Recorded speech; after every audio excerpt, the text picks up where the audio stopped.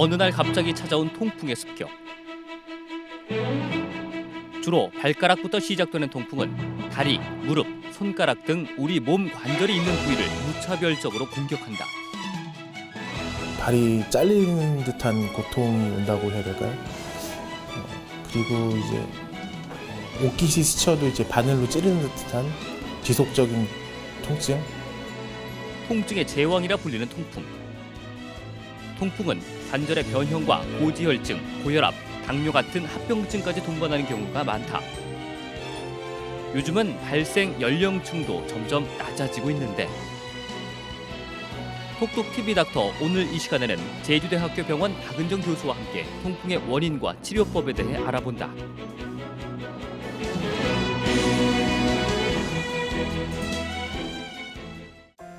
도민의 건강을 최우선으로 생각하는 방송 톡톡TV 닥터 박세영입니다. 날씨가 많이 쌀쌀해졌어요. 이럴 때 건강에 대해서 더욱더 많이 생각하게 되는 것 같은데요. 특히 통풍은 바람만 불어도 아플 정도의 통증이다라고 불려서 그럴까요? 통풍 환자들뿐만 아니라 그 가족들의 고민도 대단하다고 합니다. 실제로 진짜 바람만 불어도 아프다라고 말씀을 하시는 적을 본 적이 있습니다. 네. 주로 중장년층 남성부터 어르신까지 이렇게 나타나는 병이 통풍이라고 하더라고요. 네, 그렇습니다. 앞서 말씀해 주셨듯이 중장년층 남성한테 발생을 할 수 있는 질병인데요. 그렇다고 해서 여성들이 안전한 건 또 아니라고 합니다. 그렇군요. 오늘 이 부분에 대해서 좀 자세히 알아보도록 하겠습니다. 네. 제주대학교 병원 류마티스 내과 박은정 교수와 함께 통풍의 원인 그리고 치료 방법에 대해서 여쭤보도록 하죠. 교수님 안녕하십니까? 안녕하세요. 네, 안녕하십니까? 통풍은 익숙하면서도 낯선 질병이 아닐까 싶습니다.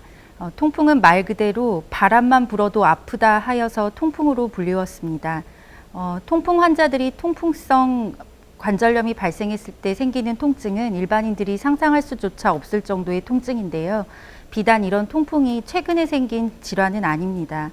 과거의 기록에서 보면 서구에서는 마치 황제처럼 포도주나 고기와 같은 진미를 즐기는 사람에게서 발생했다 해서 제왕병이라는 별명이 있었고요. 그리고 한방에서는 이 통풍의 통증이 마치 호랑이가 와서 무는 것 같은 통증이라 하여서 백호역절풍이라고도 불렀습니다.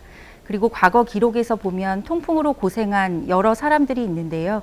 그 예로 괴테나 다윈, 그리고 알렉산더 대왕, 빅토리아 여왕, 루이 14대 등도 통풍을 앓았었다는 기록이 있고 우리나라에서는 민초를 사랑한 세종대왕과 폭군으로 불리는 연산군 역시 통풍을 앓았었던 것으로 알려져 있습니다. 그렇다면 생활이 윤택해진 현대인들은 어떨까요? 건강보험 심사평가원의 통계에 따르면 최근 통풍으로 외래 진료를 본 환자들이 2012년도에는 26만 5천 명에서 2014년도에는 30만 8천여 명까지 3년간 약 16.6%의 환자들이 증가했음을 알 수 있습니다. 그렇다면 통풍의 원인은 무엇일까요? 인구의 노령화나 서구화된 식이습관, 그리고 여러 가지 대사성 질환, 심혈관 질환으로 인한 약물 사용과 관련해서 그 발병 빈도 또한 증가하고 있습니다. 지금부터는 이런 통풍의 정확한 원인과 치료법에 대해서 말씀드리도록 하겠습니다. 네, 교수님이 말씀해 주셨듯이 오늘은 통풍의 원인과 또 치료법에 대해서 알아보도록 할 텐데요. 가족 중에 혹시 통풍으로 고생하시는 분이 계시다면 지금 채널을 고정해 주셔야겠습니다. 자, 본격적으로 질문을 좀 드리도록 하겠습니다. 통풍, 어떤 병인지 먼저 개념부터 좀 정리를 해보도록 하겠습니다. 통풍이란 뭐라고 얘기할 수 있을까요? 네. 통풍은 이제 과거에 중세시대에 나쁜 체액이 관절에 침착하면서 발생하는 질환이다 해서 라틴어인 가타라고 하는 단어에서 유래되었습니다. 그래서 의학용어로 가우트라고 불리는데요. 이제 통풍은 혈액 안에 요산이라는 물질이 장기간 오랫동안 쌓이게 되면 혈액 안의 농도가 높아져서 이것을 고요산 혈증이라고 부르는데 이게 장기간 유지가 되게 되면 요산 결정체로 만들어져서 관절이나 여러 가지 장기에 침착하게 됩니다.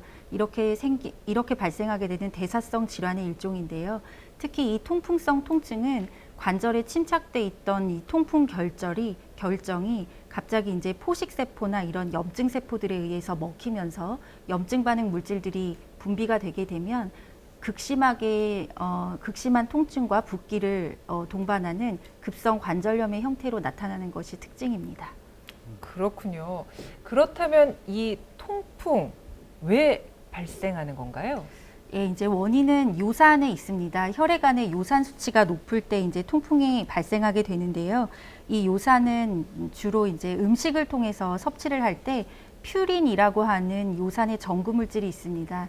이 전구 물질이 많이 포함된 음식을 섭취하거나 혹은 우리 몸의 대사 과정 중에서 죽은 세포들이 이제 없어지게 되는데 그런 과정에서 생산되는 핵산들이 대사가 되면서 최종적인 물질로 요산이라는 형태로 몸에 남게 됩니다. 이런 요산을 분해하는 효소가 사람에게서는 없습니다. 그래서 보통은 이제 배출을 되면서 이 요산 수치를 조절을 하게 돼 있는데요. 대부분은 이제 신장을 통해서 배출을 하게 됩니다. 그래서 신장 기능이 떨어지는 것처럼 이렇게 배출이 감소되는 환자들이라든지 아니면 퓨린이 많은 음식을 먹어서 퓨린 생성이 요산의 생성이 높아지는 환자들에게서 고요산 혈증이 발생하게 되고 이런 요산 수치가 높은 것이 원인이 되어서 관절에 급작스럽게 염증을 일으키는 그런 질환이 되겠습니다. 그러니까 직접적인 원인은 이제 고요산 혈증이라고 볼 수가 있을 텐데요. 이제 또 궁금한 게 이거죠. 고요산 혈증은 이건 또 왜 생기는 건지요? 네, 이제 앞서 말씀드린 것처럼 이제 요산이 우리 몸에서 퓨린이나 핵산의 최종 대사 물질이라고 말씀을 드렸는데요. 이제 이 요산이 생성이 많아지거나 혹은 이제 소변으로나 장으로 배출이 줄어들 때 혈액 안에 높은 컨디션이 만들어지게 되면 통풍이 발생하게 됩니다. 이제 유전적으로 이제 요산 생성이 많아지는 요산 대사 효소의 변이가 있다든지 아니면 신장의 선천적인 이상으로 요산 배설이 떨어진다든지 하는 경우도 있지만 이런 경우는 굉장히 드물고요. 대개는 이제 후천적인 원인으로 발생을 하게 되는데 특히 이제 골수 증식성 질환으로 암세포가 많이 증식을 했다 깨질 수 있어서 핵산을 만들 수 있는 이런 특정 암이라든지 아니면은 퓨린이 많은 음식물의 섭취 혹은 비만이나 고지혈증, 과다한 음주 또는 운동 이런 것이 원인이 될 수 있겠고요. 반대로 이제 요산 배출을 떨어뜨릴 수 있는 신장 기능의 감소라든지 아니면 다양한 대사성 질환이라든지 심장 질환을 치료하기 위해서 복용하는 여러 가지 약제들도 요산 배출을 떨어뜨리면서 고요산 혈증을 만들 수가 있습니다.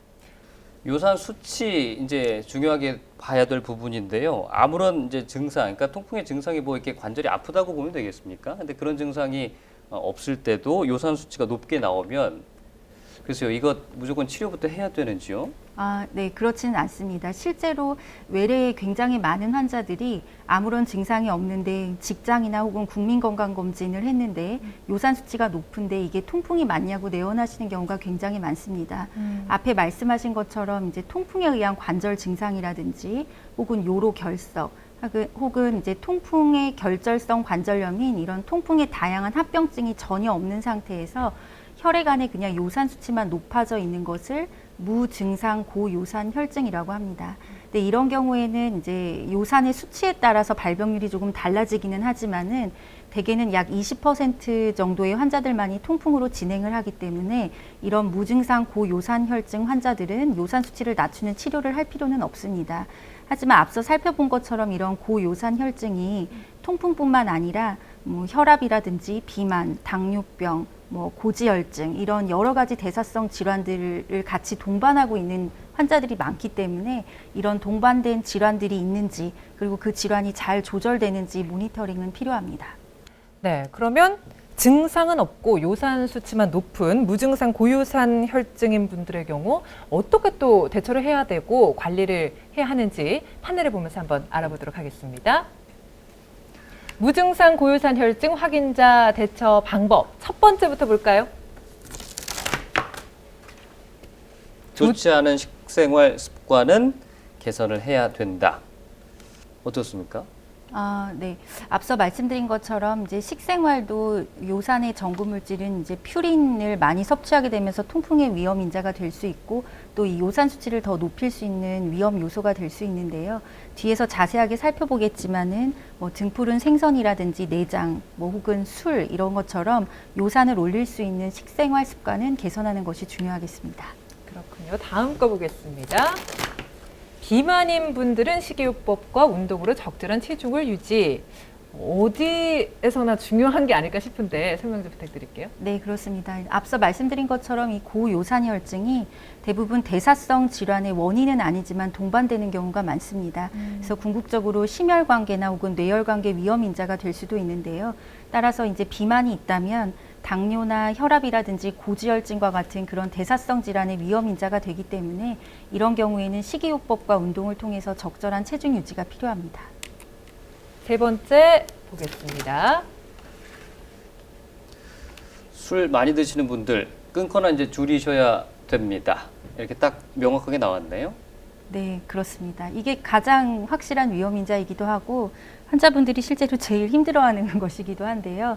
그러니까 맥주가 대표적으로 이제 통풍을 일으키는 술이라고 알려져 있지만은 실상은 뭐 소주든 맥주든 양주든 포도주든 양이 과하면은 모두 다 요산 수치를 올릴 수 있기 때문에 가능하다면 술을 많이 줄이거나 특히 고요산 혈증이 있다든지 아니면 통풍이 있는 환자들은 끊는 것이 좋겠습니다. 그렇군요. 어려운 건데요. 네, 다음 거 보겠습니다. 자, 제가 이거 판넬 방송 전에 안 봤거든요. 네, 술 다음에 네, 담배 얘기 나옵니다. 보겠습니다. 진짜 안 봤습니다. 흡연자의 경우 금연 본 것 같은데요. 네, 말씀해 주시죠. 네, 흡연 같은 경우에는 이제 통풍의 직접적인 위험인자는 아니고요. 통풍에 의해서 발생할 수 있는 혈관 합병증을 간접적으로 더 악화시킬 수 있기 때문에 가능하면 이제 금연을 할 것을 권유하고 있습니다. 정말 술과 담배는 백현무익한 것 같아요. 네. 다섯 번째 보겠습니다. 고혈압과 당뇨병, 신장병이 있다면 식이요법과 약물요법이 필요하다. 네. 네, 이제 고요산혈증 자체를 치료할 필요는 없지만은 이것들이 여러 가지 이런 대사 질환과 연관이 있기 때문에 동반된 고혈압이나 당뇨병, 신장병들이 있다고 하면 대사합병증들을 일으킬 수 있기 때문에 이런 동반된 질환에 대한 치료가 필요합니다. 무증상 고요산 혈증 확인자 대처 방법 마지막 보겠습니다. 6개월 또는 1년 간격으로 혈액 검사를 해서 요산 농도 추적 검사를 해야 한다. 네, 요산 수치에 따라서 이제 통풍이 생기는 확률이 실상 조금 다르기는 하지만은 규칙적으로 요산 수치를 체크하게 되면 언제든지 발생할 수 있는 이제 통풍에 대한 조기 대처가 가능하고 비단 고요산 혈증을 떨어뜨리는 치료를 하지 않는다고 하더라도 동반된 대사 질환을 체크하고 치료할 수 있기 때문에 이런 모니터링이 중요하다고 할 수 있겠습니다. 무증상 고요산 혈증 대처 방법, 확진자들의 대처 방법에 대해서 알아봤습니다. 네. 통풍은 그렇다면 어떤 분들에게 어떤 연령대에서 좀 많이 생기는 건지 알아보도록 하겠습니다. 예, 통풍은 주로 이제 중장년층 40, 50대 이상의 남자들에게서 호발을 합니다. 여성의 경우에는 폐경 이후에 생기는 경우가 많고 상대적으로 이제 남성들보다 고령의 환자들에서 발병하는 경우가 많고요. 대개는 신장 질환이 있어서 요산이 배출이 잘 안 되는 경우이거나 여러 가지 약제를 통해서 이런 요산 배출이 안 되는 경우에서 발병하는 경우가 많습니다. 궁금한 게 왜 여성보다 남성한테 더 발생을 하는지 알려주시죠. 네, 여성 호르몬이 요산을 배출시키는 효과가 있기 때문에요. 상대적으로 이제 폐경 이전의 여성에서는 고요산 혈증이 동반된 신장 질환이나 혹은 다른 약제나 이런 것을 복용하지 않고 있다고 하면 고요산 혈증의 빈도가 상대적으로 떨어집니다. 그래서 여성의 경우에는 폐경 이전에 생기는 경우가 거의 없고요.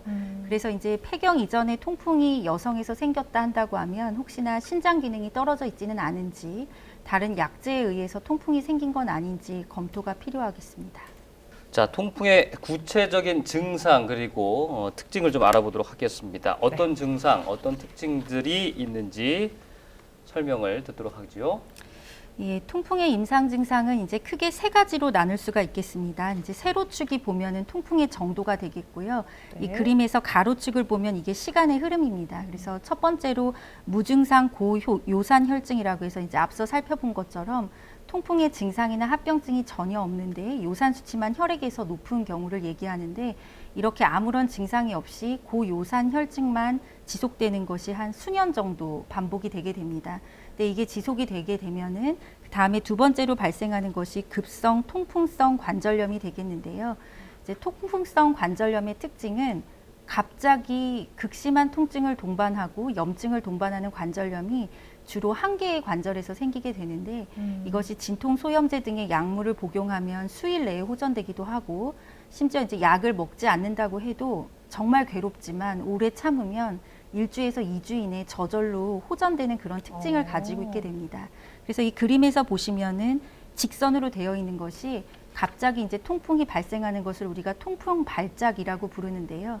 질환의 초기에는 이 통풍 발작의 간격이 굉장히 깁니다. 그래서 몇 년에 한 번 아프거나 혹은 수개월에 한 번 아프거나 이런 것을 5년에서 10년 정도 반복하게 됩니다. 그래서 그 아무런 증상이 없는 시기를 발작 간기라고 하는데요. 이렇게 안 아픈 기간이 훨씬 더 길기 때문에 이런 통풍의 임상적인 특징 때문에 환자분들이 아플 때만 약을 먹어야 되는 병인가 하고 착각하시는 경우가 많이 있습니다. 그런데 이것을 치료하지 않고 오랫동안 방치하게 되면 이런 통풍이 발생한 지 5년에서 10년 정도가 지나면 혈액 안에 오랫동안 있었던 요산이 요산 결정을 이루어서 관절이나 여러 가지 장기에 쌓이면서 만성 결절성 통풍을 일으키게 되고 이럴 경우에는 통풍 발작 기간이 점점 짧아져서 굉장히 잦은 통풍성 관절염을 경험하게 되고 이제 관절 주변으로 결절이 침착되면서 덩어리를 이루게 되고 관절에 손상을 일으키는 합병증을 가지게 되고요. 이런 시기가 되면은 발작이 없는 발작 감기에도 만성적인 통증을 느낄 수가 있습니다. 그렇군요. 급성 통풍성 관절염, 뭐 자다가 갑자기 발가락이 아파가지고 병원 찾는다는 분들 계시잖아요. 그런 경우가 아닐까 싶은데 급성 통풍성 관절염의 환자들 구체적인 증상이 어떻게 되나요? 네, 앞에서 말씀드린 것처럼 이제 통풍성 관절염의 특징은 갑자기 발생합니다. 갑자기 발생하고 주로 초기에는 하지에 많이 발생을 해서 처음에 가장 흔하게 발생하는 관절이 첫 번째 엄지발가락 시작 부위 이제 중족지 관절이 되겠습니다. 이렇게 엄지발가락이 아픈데 통풍만 있는 것이 아니라 굉장히 심한 염증을 동반하기 때문에 아픈 부위에 붉은 발적이라든지 붓기 이런 종창이 발생하게 됩니다. 이제 이런 통증이 몇 달에 한 번 혹은 몇 년에 한 번씩 반복되는 게 이제 특징이 되겠고요. 이런 통증은 앞서 말씀드린 것처럼 약물 치료를 하지 않아도 일주일에서 2주 이내에는 좋아지기 때문에 우리가 반복적인 급성 관절염이라고 얘기를 하는데요. 이제 사진에서 보시면은 이제 왼쪽에 사진은 왼쪽 발의 첫 번째 중족지 관절에 생긴 통풍 발작의 그림을 보여주고 있고요. 그 관절에 부기와 종창이 있는 것을 볼 수가 있습니다. 그 오른쪽 사진에는 이제 손가락 관절에 통풍 발작이 온 것을 볼 수 있는데 네. 역시 비단 통증뿐만 아니라 주변이 붉어지고 붓기가 동반되는 심한 염증 소견을 볼 수가 있습니다. 극심한 통증을 보이다가도 그러니까 잠깐 이제 좋아지는 시기가 있는데 그렇다면 이 증상이 없을 때 통증이 없을 때 이때도 치료는 필요한 건가요? 아, 네, 그렇습니다. 이제 그 시기가 되면 이제 증상이 없기 때문에 안 아픈데 약을 왜 복용해야 하는지 실상 환자분들이나 이제 환자의 보호자분들이 많이 궁금해하는 질문이기도 한데요.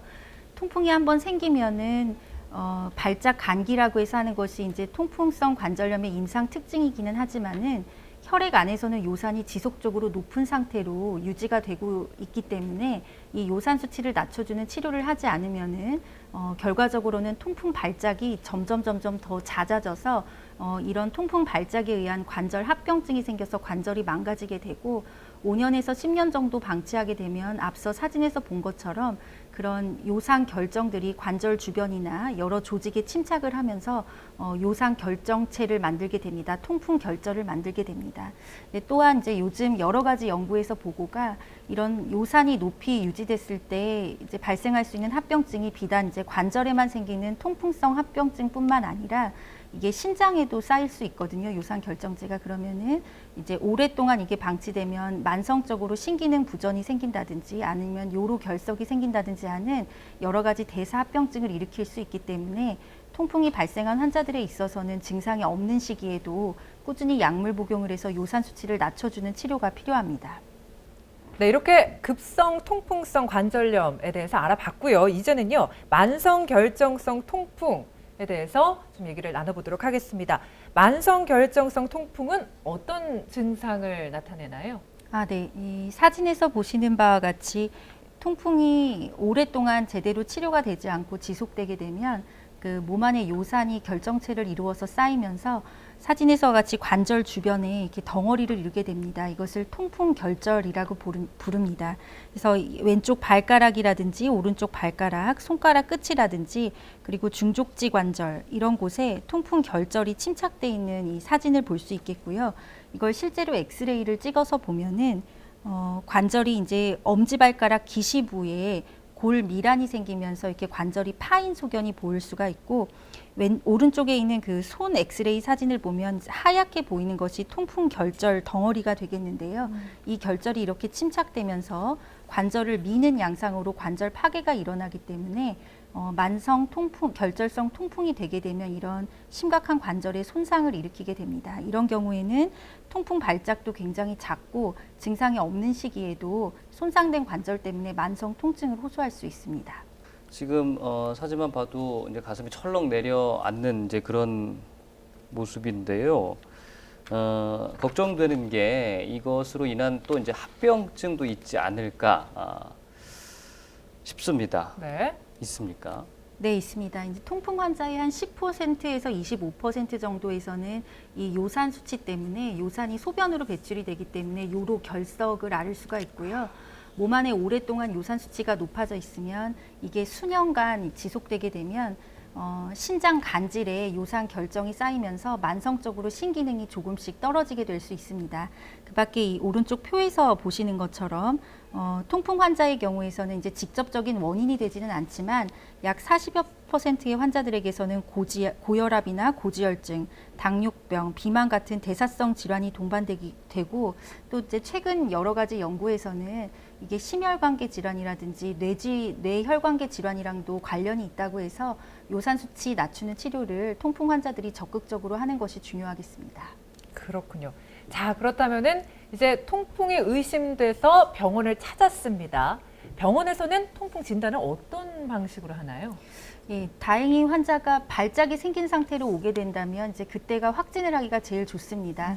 통풍 발작이 있을 경우에는 관절 주변이 이제 퉁퉁 붓기 때문에 그럴 때 이제 이렇게 침범된 관절에 관절액을 뽑아서 그걸 현미경으로 해서 통풍 결절을 현미경으로 확인하는 것이 통풍의 이제 확진 방법이 되겠습니다.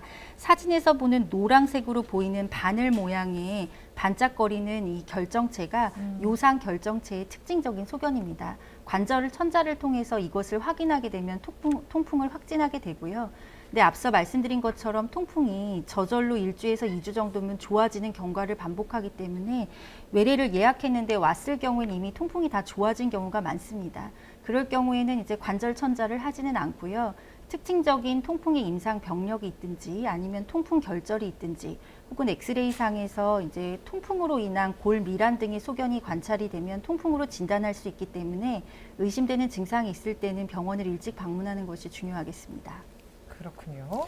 자, 그러면 이제 치료 방법에 대해서 알아보도록 하겠습니다. 구체적인 통풍의 치료 방법 설명을 좀 듣겠습니다.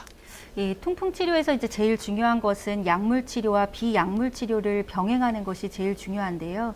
이제 궁극적인 목적은 이제 첫 번째로 통풍성 관절염이 갑자기 발생했을 때 이 염증을 최대한 빨리 부드럽게 좋게 만들고, 하지만 이제 궁극적으로는 이런 통풍 발작의 빈도를 줄이면서 관절 합병증이나 여러 가지 대사 합병증을 줄이는 데 있습니다. 이제 첫 번째로 환자들이 제일 괴로워하는 시기인 이제 급성 통풍성 관절염 혹은 통풍 발작 시의 치료를 살펴보시면 이 표에서 보시는 바와 같이 이때는 염증을 줄이는 치료가 주가 됩니다. 그래서 약제를 보면 비스테로이드성 항염제라든지 콜킨, 스테로이드 이렇게 있는데요.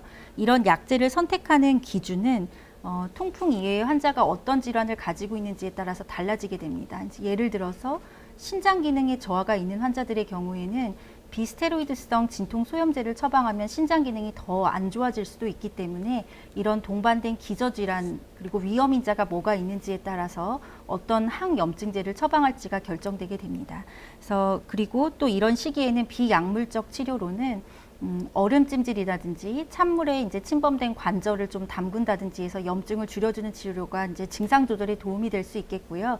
이렇게 발작이 있는 시기에는 요산 수치를 급격하게 올릴 수 있는 술이라든지 혹은 등푸른 생선, 내장탕 이런 음식을 좀 삼가고 또 관절이 아플 경우에는 휴식을 취하는 것이 염증을 호전시키는 데 더 효과가 있기 때문에 급격한 운동이라든지 이런 것은 좀 삼가하는 것이 중요합니다. 그리고 이제 만성 통풍성 발작이 되는 것을 막는 것이 결국에는 궁극적인 치료가 되겠는데요. 네. 이런 궁극적인 치료의 골자는 혈액 안의 요산 수치를 낮추는 것입니다. 테이블에서 보는 것처럼 요산 저하제 또한 다양하게 여러 가지가 있습니다. 네. 그런데 이 요산 수치 낮추는 치료도 역시 예를 들어서 신장 기능이나 아니면은 요로 결석의 병력 등과 같이 통풍 이외에 다른 어떤 질환을 앓고 있느냐에 따라서 용량이나 종류를 또 다르게 결정해야 되기 때문에 이것도 전문의와의 충분한 상담이 필요하겠고요.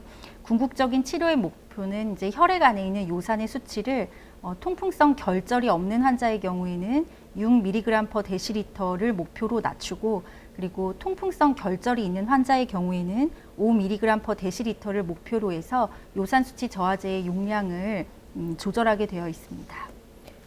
자, 그럼 요산 수치를 낮춰야 하는데 어떤 경우에 요산 저하제를 복용을 해야 되는지 설명해 주시죠. 네, 앞에서 말씀드린 것처럼 이제 통풍성 관절염이 없는 무증상 고요산 혈증일 경우에는 치료가 필요가 없겠고요. 이런 통풍성 관절염으로 의심되는 이런 증상이 1년에 2번에서 3번 정도 반복이 됐다든지 혹은 과거에 요로 결석을 앓았었던 병력이 있으면 이게 이제 고요산 혈증의 합병증일 수 있기 때문에 치료가 필요합니다. 그리고 또 이게 이제 저절로 좋아지는 특징을 가지고 있기 때문에 어르신들은 통풍을 앓았었던 적이 실상 없다고 하시는데도 불구하고 관절을 보면 통풍 결절이 있는 환자분들이 있으십니다. 이럴 경우에는 이제 통풍 치료를 빨리 하게 되어 있고 마지막으로 엑스레이에서 통풍에 의한 관절 손상이 확인될 경우에는 요산 수치 저하제를 투약하는 적응증이 될 수 있겠습니다. 끝으로 시청자 여러분들께 정리의 말씀을 부탁드리겠습니다. 네, 통풍성 관절염은 이제 체내 특히 혈액에 요산이라는 물질들이 오랫동안 높은 수치로 유지가 되면서 이것들이 요산 결정을 만들면서 관절이나 여러 신체 기관들에 침착하면서 발생하는 대사성 질환의 일종입니다. 특히 통풍성 관절염 같은 경우에는 초기에는 오히려 안 아픈 기간이 많기 때문에 이것을 간과하는 경우가 많은데요.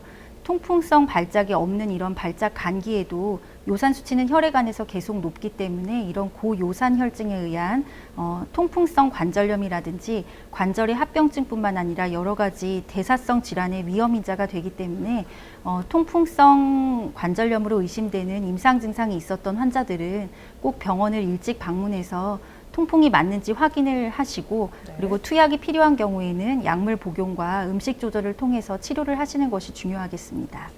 제주대학교 병원 류마티스 내과 박은정 교수와 얘기 나눠봤습니다. 오늘 말씀 고맙습니다. 고맙습니다. 감사합니다. 돈이나 명예보다 더 큰 재산이 건강이라고 하죠. 조금이라도 더 건강할 때 자신과 가족의 생활 습관을 돌이켜 볼 수 있었으면 좋겠습니다. 네, 톡톡TV 닥터 여러분의 건강한 하루를 응원하겠습니다. 여기서 줄이겠습니다. 함께해 주셔서 고맙습니다. 고맙습니다.